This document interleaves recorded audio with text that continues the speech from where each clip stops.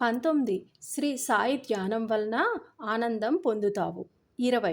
దురభిమానములు వదులుము.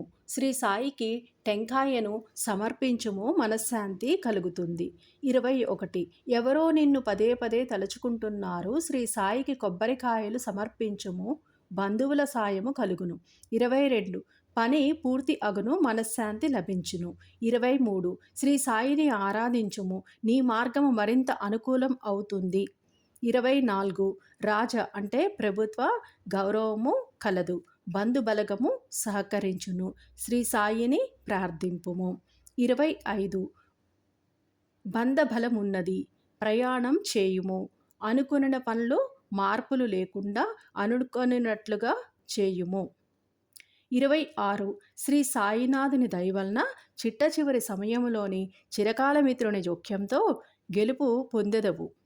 27. శ్రీ సాయి దయచే 6 సంవత్సరముల దుఃఖం నశిస్తుంది, రోగ విముక్తి కలుగుతుంది. శ్రీ సాయి చరణముల చెంత చిలుమును, తంబాకును సమర్పింపుము.